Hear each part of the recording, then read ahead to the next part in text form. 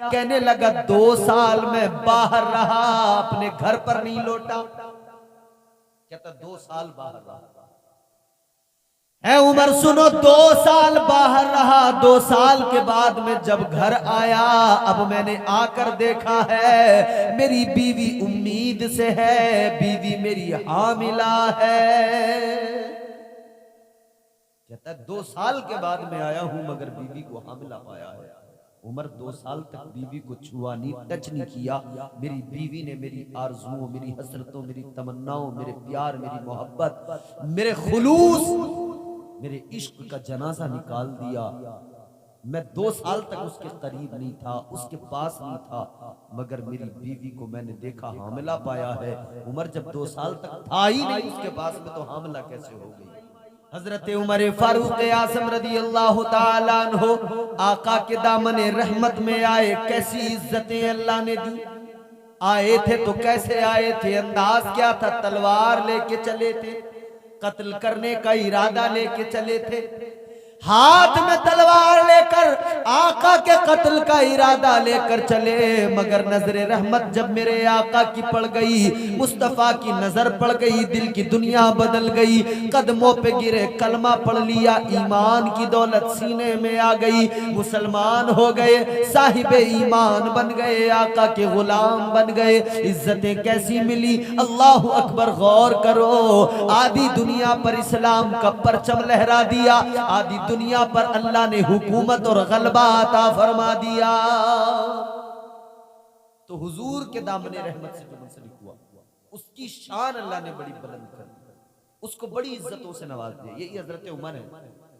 रास्तों से निकलते ना, खुदा की कसम गौर करें आप, फरमाया गया मेरे आका नबी रहमत ताजदारे मदीना वालिए कौनैन सल्लल्लाहु ताला अलैहि वसल्लम ने फरमाया, जिस रास्ते से उमर का गुजर हो जाए, शैतान रास्ता बदल देता है। शैतान को भी खौफ है, इस रास्ते से उमर का गुजर हुआ है, शैतान उस रास्ते पे नहीं आता, रास्ता बदल के भाग जाता है। तुम नबी के गुलाम तो बनो, अल्लाह इज्जतें देगा, अल्लाह इज्जतों का ताज अता करेगा। कैसी इज्जत, अल्लाह अकबर। इल्म, हिकमत, दानाई, सब कुछ मुस्तफा की बारगाह से मिल गया। खिलाफत मिली, कैसी अजीम शान खिलाफत।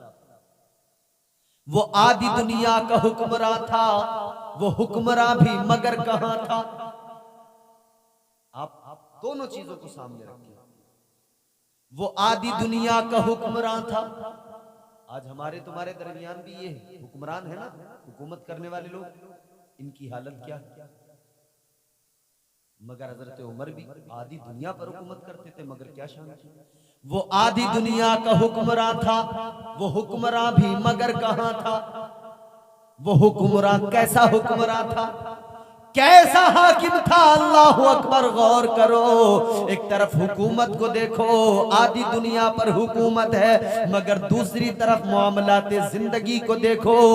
गुलाम सवारी पे जाए, उमर पैदल जाए, और देखे जब यहूदी तो मस्जिद अक्सा की चाबियां हवाले कर दे। ये हजरत उमर की शान है। जब गुलाम सवारी पे जाए तो देख कर नहीं लगता कि हाकिम नीचे जा रहा है, गुलाम सवारी पे जा रहा है। देख कर लगता है कि सवारी पे बैठने वाला ही हाकिम होगा, मगर असल बात यह है कि मुस्तफा के गुलाम ने हुकूमत की तो इस अंदाज से कि गुलाम सवारी पे है और हजरत उमर पैदल चल रहे। यहूदियों ने किताबों के बरख पलटे, हमने जो किताबों में पढ़ा था ना, वो यही है आने वाला। कोई जंग जदल नहीं, कोई लड़ाई नहीं, कुछ नहीं, चाबियां ली, ये आपके हवाले। हमने जो पढ़ा था वो निशानियां आपके अंदर थी। ये हजरत उमर, बिफरती मौजों पे नाम जिसका, दरिया की मौजों पर भी उमर की हुकूमत है। दरिया में पानी कम हुआ, हजरत उमर की हुकूमत दरिया के पानी पर भी है। एक कागज का टुकड़ा लिखकर डाल दिया, पानी मौज मारने लगा। वो हजरत उमर फारूक आज़म रदी अल्लाह ताला अन्हु, इल्म हिकमत का कैसा खजाना मुस्तफा ने अता किया। हजरत उमर फारूक आजम खलीफे वक्त है, अमीरुल मोमिनीन, एक आने वाला आया, रोकर अपनी फरियाद सुनाने लगा। कहने लगा उमर मेरा इंसाफ करो, मेरा फैसला करो, मैं हलाक हो गया, मैं बर्बाद हो गया। हजरत उमर ने फरमाया बात क्या है, बात बता, अपना मामला सामने रख। कहने लगा उमर बड़ा पेचीदा मसला है मेरा, बड़ा पेचीदा मामला है। हजरत उमर ने फरमाया बयान कर दे। वो इंसान कहने लगा ए उमर फारूक आजम रज़ी अल्लाह ताला अन्हु, ए उमर फारूक आजम सुनिए, मेरा मामला ये है, मैंने शादी की बड़े अरमान दिल में थे, बड़ी ख्वाहिशें थी, बीवी को लेकर बड़ी दिल में तमन्नाएं थी। अल्लाह ने वो वक्त भी दिया, वो वक्त भी जिंदगी में आया, शादी हुई। शादी के बाद में मेरी बीवी, मेरी मनकूहा, मेरी जोजा मेरे घर में आई। मेरी बीवी के साथ मेरी जिंदगी बड़ी खुशगवार गुजर रही थी, बड़ी अच्छी मेरी जिंदगी गुजर रही थी। कहने लगा फिर मैं अचानक काम की गरज से बाहर चला गया, मैं सफर पे चला गया। कहने लगा 2 साल मैं बाहर रहा, अपने घर पर नहीं लौटा। कहता 2 साल बाहर रहा। उमर सुनो, 2 साल बाहर रहा। 2 साल के बाद में जब घर आया, अब मैंने आकर देखा है मेरी बीवी उम्मीद से है, बीवी मेरी हामिला है। कहता है 2 साल के बाद में आया हूं मगर बीवी को हामिला पाया है। उमर 2 साल तक बीवी को छुआ नहीं, टच नहीं किया। मेरी बीवी ने मेरी आरज़ुओं, मेरी हसरतों, मेरी तमन्नाओं, मेरे प्यार, मेरी मोहब्बत, मेरे खुलूस, मेरे इश्क का जनाजा निकाल दिया। मैं 2 साल तक उसके करीब नहीं था, उसके पास नहीं था, मगर मेरी बीवी को मैंने देखा हामिला पाया है। उमर जब 2 साल तक था ही नहीं उसके पास में, तो हामिला कैसे हो गई? उम्मीद से है वो। मेरी बीवी ने दगा दिया है, मुझे धोखा किया मेरे साथ में, किसी गैर मर्द से उसने ताल्लुक बनाए हैं। जो उसके पेट में बच्चा है मेरा नहीं है। उमर मेरा होता तो 2 साल की मुद्दत हो गई, मैंने छुआ नहीं उसे, कहां से मेरा बच्चा? अल्लाह, बड़ा पेचीदा मसला लेके आया। आज हमारे यहाँ जिंदगियां दाव पे लग जाती हैं इन्हीं चीजों को लेकर। मगर मैं बड़ी अहम बात बताने लगा। शोहर ने कहा कि उमर फारूक आजम क्या करूं, मेरा इंसाफ करो। अमीरुल मोमिनीन खलीफतुल मुस्लिमीन हजरत उमर फारूक आजम रज़ियल्लाहु ताला अन्हु ने फरमाया इसकी बीवी को बुलाओ। और उसकी बीवी से फिर आपने पर्दे की आड़ से मालूम किया, बता ये बच्चा जो तेरे शिकम में पल रहा है किसका बच्चा है? जब हजरत उमर ने मालूम किया, वो कहने लगी ए खलीफे वक्त, ए रसूलुल्लाह सल्लल्लाहु अलैहि वसल्लम के सहाबी, ए उमर, ये बच्चा खुदा की कसम किसी और का नहीं, मेरे शोहर का है। हजरत उमर फारूक आजम ने औरत से भी मालूम कर लिया। वो आदमी कहने लगा ए उमर, मैं 2 साल तक इसके पास नहीं था, मेरा कहां से? वो कसम खा के कहती है ए उमर, मैं कसम खा के कहती हूँ अल्लाह की इज्जत की कसम, मेरा ये बच्चा जो मेरे शिकम में पल रहा है ये किसी और का नहीं, मेरे शोहर का है। मैंने कोई खयानत नहीं की है, मैंने कोई धोखा, कोई फरेब नहीं किया है, मैंने किसी गैर मर्द से कोई ताल्लुक नहीं बनाया, मैंने कोई मुकाला नहीं किया है, मैं जिना के करीब नहीं गुजरी हूँ। ए उमर, ये बच्चा मेरे शोहर का है, किसी और का नहीं है। मगर मेरे अजीजों, जो जाहिर होता है उसी पर हुक्म लगता है, जो दिखाई देता है उसी पर फैसले दिए जाते हैं। हजरत उमर फारूक आजम ने देखा कि जाहिरी तौर पर 2 साल से शोहर नहीं मिला। बच्चे की विलादत आमतौर में 9 माह पर हो जाती है, 9 महीनों में बच्चा दुनिया में आ जाता है, पैदाइश हो जाती है 9 महीने 10 महीने या उससे भी पहले। तो हजरत उमर फारूक आजम ने फरमाया कि अजरू शरा जो जाहिर है उस एतबार से शोहर कह रहा है कि मैं मिला नहीं 2 साल से इससे, 2 साल से मेरा इससे कोई वास्ता नहीं रहा, कुर्बतें नहीं रही, तो लिहाजा फैसला दे दिया गया, रजम किया जाएगा, सजा सुना दी। रजम क्या है? संगसार करना, पत्थर मारना, तब तक मारना जब तक कि वो मर न जाए। जानी को संसार करना, जानी को पत्थर मारना, जानिया को पत्थर मारना, इतने पत्थर मारे जाएंगे, इतने पत्थर मारे जाएंगे कि उन्हीं पत्थरों के मारने से वो मर जाए, उसका दम निकल जाए। फैसला सुना दिया गया, हजरत उमर का फैसला है, रजम किया जाएगा। हजरत मुआज बिन जबल रज़ियल्लाहु ताला अन्हु, मुस्तफा के सहाबी वहीं पे बैठे हुए हैं। हजरत उमर फारूक आजम रज़ियल्लाहु ताला अन्हु की बारगाह में कहने लगे, ए उमर, एक बात की तरफ तवज्जो दिलाना चाहता हूं। हजरत उमर ने फरमाया, बोलो मुआज, क्या बात है? कहने लगे, ए उमर फारूक आजम, आपने फैसला तो सुना दिया, मगर ये भी देख लो, ये भी गौर कर लो, इसके शिकम के अंदर बच्चा है। मैं तवज्जो दिलाना चाहता हूं, सजा अभी नहीं दी जाए, सजा तब दी जाए जब बच्चा दुनिया में आ जाए, जब बच्चे की विलादत हो जाए तब सजा दी जाए, जब बच्चा पैदा हो जाए तब सजा दी जाए। हजरत उमर फारूक आजम ने फरमाया, बात तो ठीक है। हजरत मुआज बिन जबल कहने लगे, ए उमर, मैंने आका के दौर में देखा है, मुस्तफा करीम ताजदारे मदीना वाली कौनैन के दौर में आपकी हयात जाहिरी के अंदर भी ऐसे मामलात सामने आए, ऐसे वाकयात पेश आए, तो हुजूर ने यही किया है, जब तक बच्चे की विलादत नहीं हो जाए तब तक कोई सजा नहीं दी जाएगी। हजरत उमर ने फौरन फैसला सुना दिया कि सजा अभी नहीं दी जाएगी, रजम अभी नहीं किया जाएगा, जब बच्चा पैदा हो जाएगा तब फिर रजम किया जाएगा। सारे मदीने में खबर फैल गई, सारे इलाके में खबर फैल कि एक मुकदमा, एक मामला ऐसा आया है कि औरत को सजा दी जाएगी। उसका शोहर, उसका खाविंद कहता है कि मेरी मनकूहा ने खयानत की है, धोखा दिया है, फरेब किया है, किसी गैर मर्द से ताल्लुक बनाया है, बच्चा मेरा नहीं है। और ऐसी चीजें तो बड़ी तेजी से खबर फैलती है ना, इस तरह से जैसे जंगल में आग फैल जाती है। और लोग बड़ा मजा लेते हैं जब कहीं किसी घर के अंदर मियां बीवी में झगड़ा हो ना, लोग बड़ा मजा लेते हैं। लोगों की आदत है, फितरत है, उन्हें मजा आता है।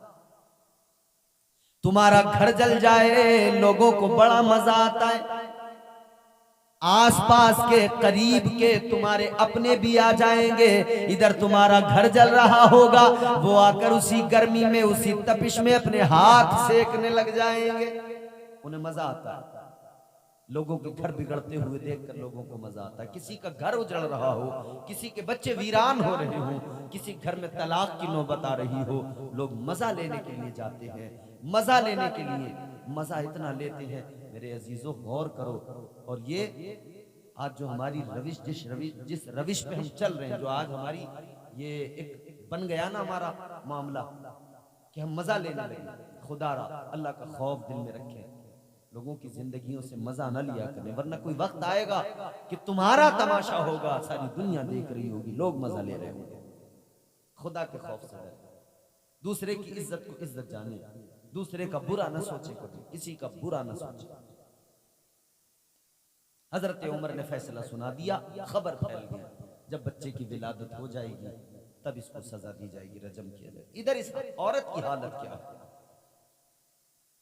इस औरत की हालत ये है, ये रो रही है, आंसू बहा रही है, गिड़गिड़ा रही है, अल्लाह की बारगाह में रो रो के दुआ कर रही है, ऐ मेरे मौला, ऐ रब्बे लम यज़ल ला यज़ाल, मेरे परवरदिगार, मैंने गुनाह नहीं किया, लेकिन आज मेरे साथ क्या हो रहा है? ऐ मौला, मुझ पर मेरा शोहर शक कर रहा है, ऐ परवरदिगार, मैंने तो जो गुनाह किया ही नहीं, उसकी मुझे सजा भी दी जाएगी, इस फैसला भी सुना दिया गया है।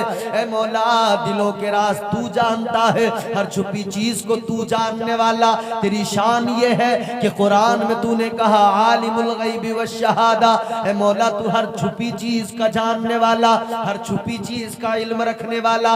ऐ अल्लाह, कोई जाने न जाने लेकिन तू तो जानता है, तू तो वाकिफ है। मौला, मैंने गुनाह नहीं किया लेकिन सजावार ठहराया जा रहा है। ऐ मौला, गुनाह नहीं किया लेकिन मुजरिमा बन गई हूँ। ऐ मेरे मौला, मेरी इज्जत की हिफाजत फरमा। ऐ मौला, ऐ मेरे परवरदिगार, मेरा मुहाफिज तू है, तेरे सिवा कोई मुहाफिज नहीं है।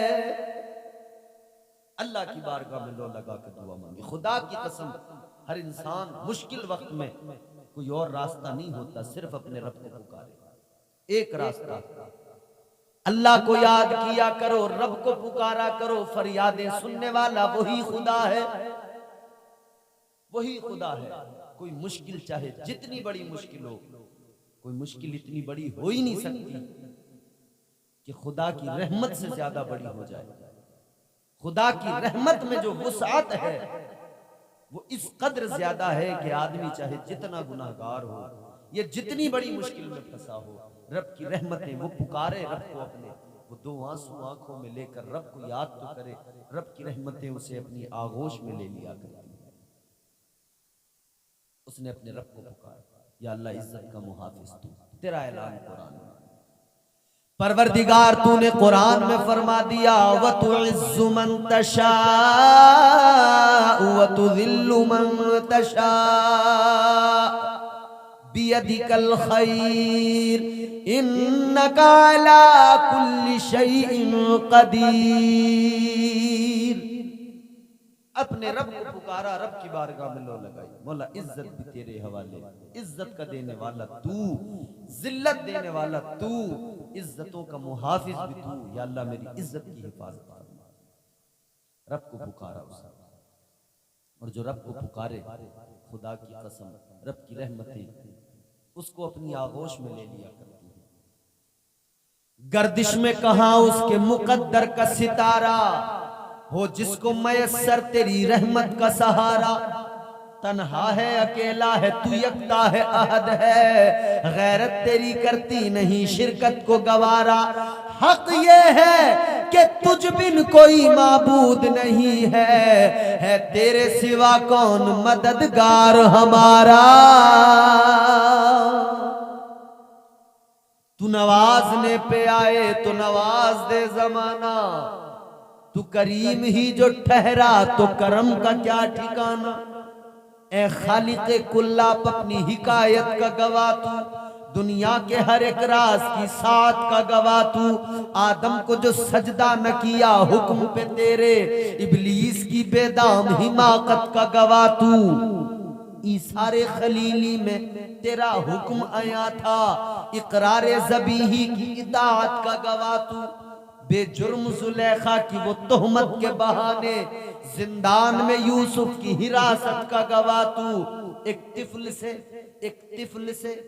बच्चे से, एक तिफल से दिलवाई थी मरियम की सफाई, दामाने आयशा की तहारत का गवाह तू।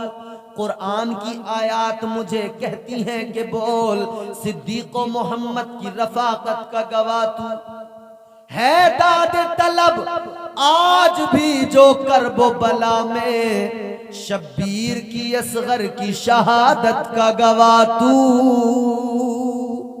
ए मौला तेरी गवाही है, तुझ पर कोई राज पोशीदा नहीं है, कुछ छुपा हुआ नहीं है। तू हर राज को जानता है, तू हर कैफियत से वाकिफ है। या अल्लाह तू मेरी इज्जत का मुहाफिज है। दुआ की, वक्त गुजरा, बच्चे की विलादत का वक्त आ गया, बच्चा पैदा हुआ, सारे लोग देखने आए, शोहर ने भी आगे बढ़ के देखा। बच्चा तो पैदा हुआ, मगर ये बच्चा जो पैदा हुआ आम बच्चों की तरह पैदा नहीं हुआ, बिल्कुल मुख्तलिफ है, बिल्कुल अलग है। क्या इसके अंदर अलग है, क्या खुसूसियत?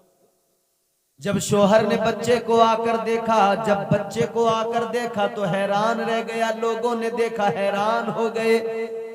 आम बच्चों की तरह नहीं, बिल्कुल मुख्तलिफ पैदा हुआ। तो दांत भी निकल चुके थे। बच्चा पैदा होता है, दांत तो नहीं होते ना निकले हुए, बाद में निकलते हैं, 1 साल 2 साल का जमाना है। लेकिन बच्चा पैदा हुआ, दांत निकले हुए हैं। पता लग गया बच्चा पैदा हुआ है, मगर माँ के पेट में पला हुआ पैदा हुआ है। यानी वक्त ज्यादा माँ के पेट में लिया बच्चे ने, ज्यादा वक्त माँ के पेट में रहा, इतना रहा कि दांत भी निकल आए, पल कर पैदा हुआ है। शोहर आगे बढ़ा, उसने आकर बच्चे को देखा, देखकर बेसाख्ता कहने लगा, बच्चे के चेहरे पे नजर डाली, बेसाख्ता कहने लगा, खुदा की कसम ये बच्चा किसी और का नहीं है, ये बच्चा मेरा है, इसलिए कि मैं देख रहा हूँ इस बच्चे की आंखें मेरी तरह, इस बच्चे का नक्शा चेहरा मेरी तरह, शबाहत मेरी तरह, ये मुझ पर गया है, ये मुझ पर गया है, शबाहत मेरी है, आंखें मेरी हैं, सारा सब कुछ मेरा है, ये बच्चा किसी और का नहीं हो सकता, ये बच्चा मेरा है। हजरत उमर की बारगाह में आ गया, आकर कहने लगा, ए अमीरुल मोमिनीन, खलीफतुल मुस्लिमीन, मुआफ कीजिए, अपना मुकद्दमा वापस लेता हूँ, मेरी बीवी के शिकम से जो बच्चा पैदा हुआ है, खुदा की कसम किसी और का नहीं, मेरा बच्चा है। कहता हुजूर मेरा बच्चा। आपने फरमाया कैसे? हुजूर मैं समझ गया, बच्चा मेरा है, मैं 2 साल बाहर रहा हूँ, बच्चा 2 साल माँ की शिकम में रहा है, बच्चा पैदा हुआ है तो दांत निकले हुए हैं, मैं शबाहत देख रहा हूँ, उसके नैन नक्श देख रहा हूँ, मेरी नजर पड़ रही है, बच्चे का चेहरा बता रहा है कि बच्चे का बाप मैं हूँ, उसकी शबाहत बता रही है कि बच्चा मेरा है। हुजूर मैं अपना मुकद्दमा वापस लेता हूँ। हजरत उमर ने फरमाया, जा अपने घर जा, तूने जिस औरत पे शक किया था, अपनी बीवी को जाकर, अपनी बीवी के पास जाकर उससे भी कह ले, उससे भी दिल का हाल बता दे कि तूने शक किया था, तेरा शक के चक्कर में तेरी बीवी मुजरिमा ठहर गई थी, तेरे शक की वजह से तेरा घर बर्बाद होने वाला था, तेरे शक की बुनियाद पर तेरे घर में ये सब कुछ होने वाला था। जा अपनी बीवी का भी दिल का हाल मालूम कर ले, उस बीवी से भी जाकर 2 प्यार की बातें कर ले, उसका भी जाके दिल की हालत को पूछ ले कि उसने वो वक्त कैसे गुजारा होगा जब वो मुजरिमा ठहर चुकी थी। हजरत मुआज बिन जबल से हजरत उमर ने फरमाया, मुआज तुमने तवज्जो दिलाई, फैसला तो मैंने दे दिया था मगर तुमने तवज्जो दिलाई। ऐ मुआज, तुम्हारे तवज्जो दिलाने की वजह से आज उमर हलाक होने से बच गया, तुमने तवज्जो न दिलाई होती तो न जाने क्या हो जाता, तुमने तवज्जो दिलाई तो सब कुछ दुरुस्त है। तो एक चीज तो ये पता लगती है कि कोई भी आप फैसला कर रहे हो तो अपने आसपास के लोगों को देखें, अगर वो कुछ बता रहे हैं तो उनकी बात को संजीदा होकर सुने, और अगर बात में वाकई कुछ दम है, सच्चाई है, तो उसको एक्सेप्ट करें, तस्लीम करें। ये नहीं कि जो हमने कह दिया वो हमारी पत्थर की लकीर हो गई बात। और दूसरी बात ये कि खुदारा यूं बेवजह शक करके अपनी जिंदगी बर्बाद ना करें। शक जो है ना वो जिंदगियां तबाह कर देता है, घर का सुकून चैन सब खत्म हो जाता है। आज क्या हो रहा है, बीवियां अपने शोहरों पे शक कर रही हैं, शोहर अपनी बीवियों पे शक कर रहे हैं, जरा जरा बात पे शक कर रहे हैं, और शक की वजह से घरों में लड़ाइयां हो रही हैं, झगड़े हो रहे हैं, घर में सुकून नहीं है। आपस में एक दूसरे पर शक करने वालों अपनी जिंदगियां बर्बाद न करो, खुदा के लिए हुस्ने जन से काम लिया करो, अपनी जिंदगियों को बचाओ, हुस्ने जन से काम लो, जिंदगियां खतरे में न डालो, हुस्ने जन से काम लोगे तलाकें नहीं होगी। शक की बुनियाद पर घर उजड़ जाते हैं, तलाकें हो जाती हैं, और खास तौर पर जो औरत मियाँ बीवी के मामलात हैं, इनके माबैन जो चीजें हैं, एक दूसरे पर एतबार करें, भरोसा करें। भरोसा नहीं करेंगे तो जिंदगी कैसे चलेगी? एक दूसरे पर एतबार ही नहीं होगा, यकीन ही नहीं होगा, तो कैसे चलेगी जिंदगी? एक दूसरे पर भरोसा करना होगा, एतबार करना होगा, शक ना करें। शक की वजह से घर तबाह हो गए, शक की बुनियाद पर घरों में खुशियां नहीं है, लड़ाई झगड़े हैं रात दिन के। बीवी शौहर पे शक कर रही, तुम फला जगह क्यों गए थे, वहां क्यों बैठे थे, इधर क्यों गए, उधर क्यों गए, तुम्हारा फोन बंद क्यों था, तुम्हारा फोन इतनी देर तक क्यों चला रहे थे, इतनी लंबी कॉल पे बात किससे कर रहे थे। ये तमाम चीजें मुआशरे में जो हम लोग देखते हैं और लोग हमसे बताते हैं, बहुत सारे लोग बताते हैं फोन करके कि साहब हमारी बीवी बड़ा शक करती है, कुछ औरतें फोन करके कहती हैं हमारा शोहर बड़ा शक करता है। बताइए मौलाना साहब क्या करें? घर पे बात कर रहे हो, शोहर को शक हो जाता है किससे बात कर रही है। तो ये तमाम चीजें जो है खुदा के लिए, ये शक जो है ना जिंदगियां बर्बाद कर देता है। तो मैं अर्ज कर रहा हूँ, जो दामने मुस्तफ़ा में आ गया, दामने रहमत जिसे मुस्तफ़ा का नसीब हो गया ना, खुदा की कसम उसकी जिंदगी बदल गई। ये हजरत उमर, फिर क्या शान अल्लाह ने दी ना हजरत उमर। तो भाई अपने घरों के माहौल को बेहतर करें, सहाबा की जिंदगी को देखें और इससे सबक हासिल करें। आज हमारे यहाँ मुआशरे में कितनी खराबियां क्यों है? क्योंकि हम अपनी तारीख से आशना नहीं है, वाकिफ नहीं है, पढ़ते नहीं है, सुनने को तैयार नहीं। सुनाने वाले हजारों हैं, बताने वाले हजारों हैं, सुना रहे हैं, बता रहे, कोई सुनने वाला नहीं। सुनो सुनो मेरे अजीजों, बरगे हिना पे लिखता हूं मैं दर्द दिल की बात, शायद के रफ्ता रफ्ता लगे दिल रुबा के हाथ। अंदाज़े बयां गर्चे बहुत शौक नहीं है, शायद के तेरे दिल में उतर जाए मेरी बात। हजरत उमर फारूक आज़म। अच्छा, हजरत उमर के दौर की मैं एक और आपको एक वाक़या सुनाता हूँ। हजरत उमर फारूक आज़म का दौर खिलाफत है। कैसा दौर खिलाफत? अल्लाह अकबर। वो दौर खिलाफत है हजरत उमर का कि जिस दौर खिलाफत में शेर और बकरी एक घाट पे आकर पानी पी रहे हो, वो हजरत उमर फारूक आज़म का दौर खिलाफत है। जहां इंसाफ होता है, जहां इंसाफ की कदरों को पामाल नहीं किया जाता। आज तो इंसाफ का गला घोटा जा रहा है। जितने भी हुक्मरान हैं वो अपनी अपनी में लगे हैं, बस उन्हें रियाया से कोई मतलब नहीं है, अपनी आवाम से उन्हें कोई मतलब नहीं। वो अपनी आवाम की फिक्र ही नहीं करते, उन्हें सिर्फ अपनी फिक्र है अपनी जेबें भर जाए, अपने अकाउंट में बैलेंस अच्छा हो। और अब तो ब्लैक मनी का जो सिस्टम है ना, अदर कंट्रीज में बाहर लोगों ने अपने अकाउंट खुलवाए हैं और वहां पे अपना पैसा जमा कर रहे हैं। मतलब दौलत का ऐसा नशा और ऐसा खुमार है कि सब भूल गए, जो कदरें हैं ना वो सब पामाल कर। हजरत उमर का दौर खिलाफत, आज हमारे हुक्मरान सुन इबरत हासिल करें। हजरत उमर का दौर खिलाफत, ईमानदारी कितनी अहम होती है, कितनी इंपॉर्टेंट होती है। एक रोज हजरत उमर फारूक आज़म की आदत थी, गश्त किया करते थे, रात को हालात देखते थे, रियाया में कोई परेशान तो नहीं।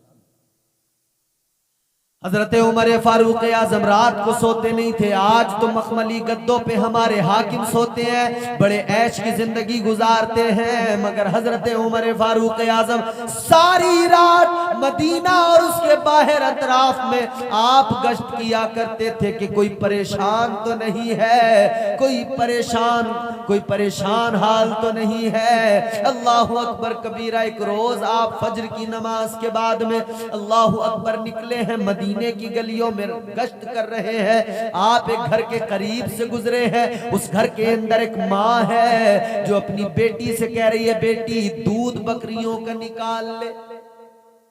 उसने कहा अम्मा मैंने दूध निकाल लिया।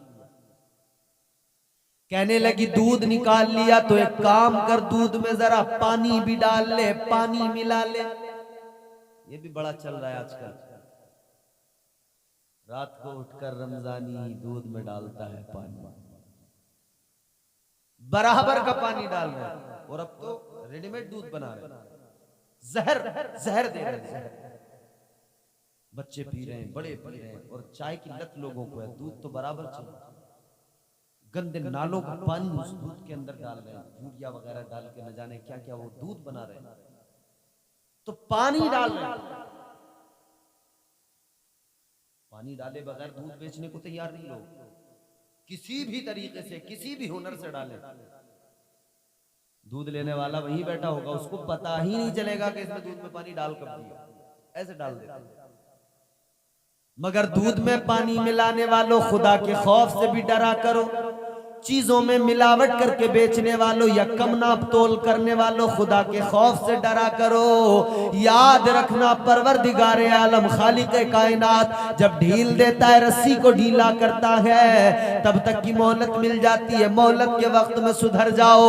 जब अल्लाह रस्सी खींचता है तो याद रखना कोई भी बचाने वाला नहीं होता है, कोई पुरसाने हाल नहीं होता है। मां कह रही है बेटी दूध में पानी मिला, मगर बेटी का जवाब सुनो। आज हमारी बेटियां, हमारी बहनें सबक हासिल करें। माँ ने कहा बेटी दूध में पानी मिला। माँ ने जैसी कहा बेटी कहने लगी अम्मा ये उमर का दौर है, ये दौरे खिलाफत उमर फारूक आजम का। अम्मा इस दौर में मिलावट नहीं चलेगी, मिलावट नहीं चलेगी, पानी नहीं मिलाया जाएगा। कहने लगी ऐ मेरी बेटी उमर थोड़ी घर में आकर देख थोड़ी रहा है, उमर को क्या पता कि हम अपने घर में दूध में पानी मिला रहे हैं। कहने लगी बेटी उमर नहीं देख रहा, पानी मिला दे। इतना सुना है तो बेटी कहने लगी ऐ मेरी अम्मा उमर तो नहीं देख रहा मगर उमर का खुदा तो देख रहा है। उमर का खुदा तो देख रहा है, खुदा तो हर हाल में देख रहा है। तो पानी मिलाने वालों ये सोच लिया करो रब देख रहा है, मिलावट करने वालों सोच लिया करो चावल में मिलावट, गेहूं में मिलावट, आटे में मिलावट, दालों में मिलावट, बेसन में मिलावट, हर चीज में मिलावट।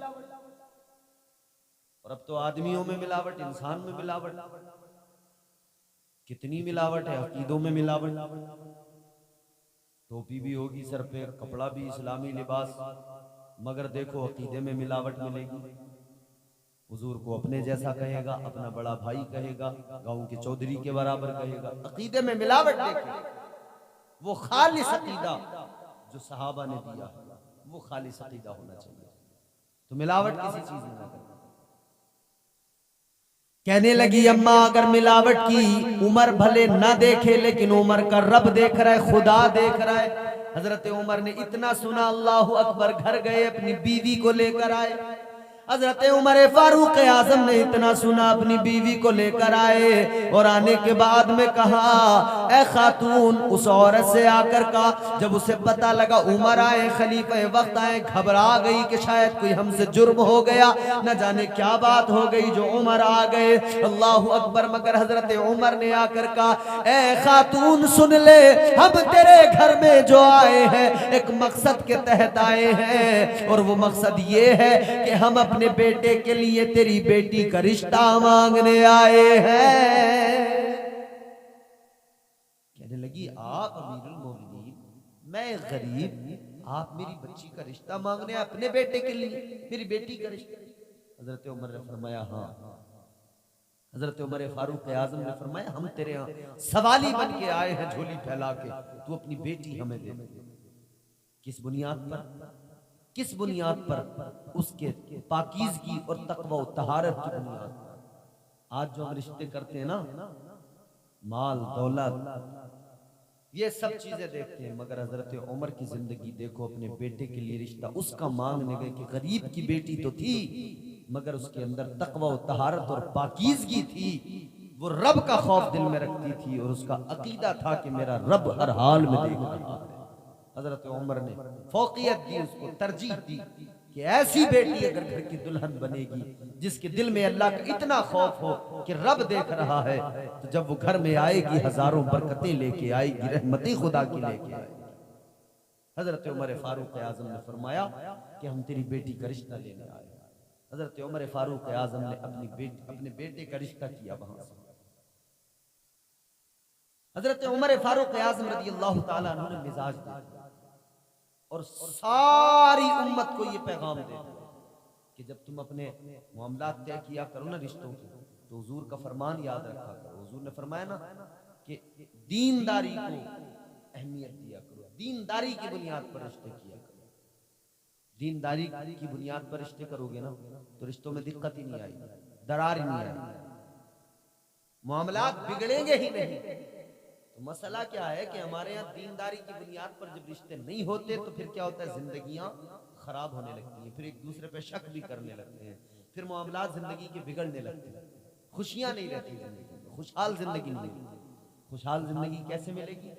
एक दूसरे पर एतमाद करें, भरोसा करें, दीनदारी अगर होगी तो फिर अल्लाह का खौफ दिल में होगा, फिर घर में खुशियां होंगी। खुशगवार जिंदगी गुजारने के लिए जरूरी है, खुशगवार जिंदगी के लिए जरूरी है कि आप एक दूसरे पर भरोसा करें और हुस्ने ज़न से काम लें। यानी किसी के भी बारे में कभी भी सोचे तो अच्छा सोचे। फरमाया गया अगर किसी के अंदर 99 खराबियां हो, 99 बुराइयां हो, एक अगर अच्छाई हो, एक उसके अंदर अच्छाई हो, तो फरमाया कि उस एक अच्छाई की वजह से आप उसको अहमियत देंगे, उस एक अच्छाई की वजह से आप उसकी 99 जो खराबियां हैं उसको नजरअंदाज करेंगे। एक अच्छाई अगर मौजूद है तो 99 जो खराबियां हैं उनको छुपा लो, पर्दा डाल दो, उनको नजरअंदाज कर दो। इसीलिए तो मेरे अजीजों, आज हम लोगों के ऐब देखते हैं, उनकी खामियां देखते हैं, मगर सुनो सुनो, हमारा हाल ये, किसी की कोई खामी पता लग जाए, किसी का कोई जुर्म पता लग जाए, हम तमाशा बना दिया करते हैं। किसी की कोई खामी पता लग जाए, हम तमाशा बना दिया करते हैं। मगर रब की शान देखो, अल्लाह तबारक व तआला हर किसी के गुनाहों को जानता है। जो छुप कर गुनाह करे वो भी अल्लाह जानता है, जो जाहिरी तौर पे करे अल्लाह वो भी जानता है। रात के सन्नाटे में, तन्हाई में छुप कर गुनाह करने वाले के गुनाह अल्लाह तबारक व तआला जानता है। मगर रब का करम देखो कि अल्लाह पर्दा पोशी किया करता है, गुनाहों पर पर्दा डाल देता है। तो जब परवरदिगार पर्दा डालता है तो तुझे और मुझे किसने हक दिया कि मैं और तू लोगों के गुनाहों को दुनिया में उछालते फिरे, किसी की खराबी को दुनिया के सामने रखे, उछालते फिरे, उन्हें रुसवा करते फिरे? किसने हक दिया तुझे और मुझे?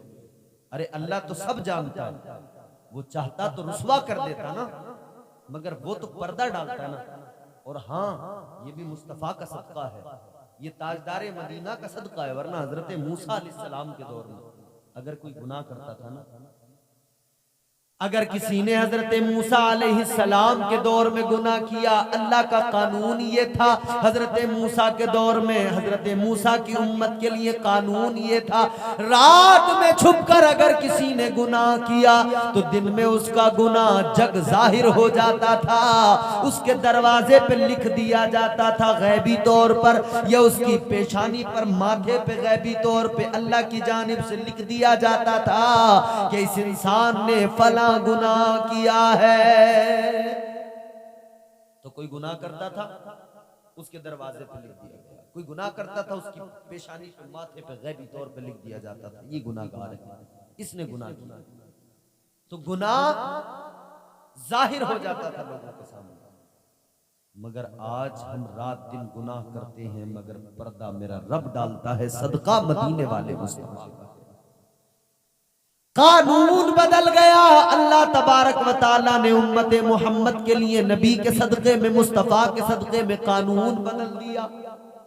ऐ महबूब, ये उम्मत तेरी है, वो मूसा की उम्मत थी कि उनके गुनाह लोगों के सामने जाहिर कर दिए जाते थे, मगर ये तेरी उम्मत है, इस उम्मत पे मेरा खास करम है, तेरी वजह से तुझसे मोहब्बत करता हूँ, तेरी उम्मत से भी मोहब्बत है।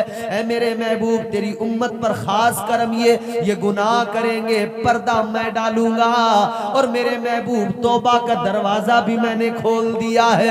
अगर तेरा उम्मती, अगर तेरा कोई नाम लेने वाला, तेरा कलमा पढ़ने वाला कोई तौबा करेगा, अगर मेरी बारगाह में नदामत के साथ आएगा, मैं उसके सारे गुनाहों को माफ कर दूंगा।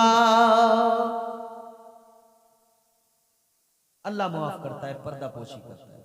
वरना लोगों, याद रखना, हम इतने बड़े गुनाहगार हैं। हजरत अली फरमाते हैं, अगर एक दूसरे की गुनाह एक दूसरे पर जाहिर हो जाए ना, तो लोग एक दूसरे से बात तक न करें, इस कदर नफरत करने लगे आपस में एक दूसरे से। अगर लोगों के गुनाह एक दूसरे पर जाहिर हो जाए, उन्हें पता लग जाए, तो एक दूसरे से कलाम तक न करें, नफरत करें लोग। अल्लाह ने वो तो गुनाहों पर पर्दा डाला था। तो जब रब ने पर्दा डाला, तू और मैं कौन होते हैं कि गुनाह को लोगों के सामने रखें, ये जग जाहिर करें लोगों के गुनाह को, लोगों की रुसवाई का बाइस बने, या लोगों को हम रुसवा करने की। अगर एक बात याद रखना, हमारे बुजुर्गों ने कहा ना, दूसरे के लिए गड़ा खोदने वाला खुद उस गड़े में गिर जाता है। दूसरों को रुसवा करने के फिराक में रहने वाले हमने देखा, एक दिन आता है खुद ही रुसवा हो जाते हैं, खुद ही जलील हो जाते हैं। तो दिलों में नफरतें न रखो, दिलों में मोहब्बत रखो, प्यार रखो, और दिलों को साफ रखो, शक न रखो दिलों में। जिंदगी अपनी खुशगवार बनाओ, मियाँ बीवी एक दूसरे पर एतबार करें, भरोसा करें, खुशगवार जिंदगी गुजरे। माँ बाप भाई बहन रिश्तेदार सब एक दूसरे के लिए दिल साफ रखे, उसने जिन से काम ले, तो फिर देखिए कैसी खुशगवार जिंदगी गुजरी।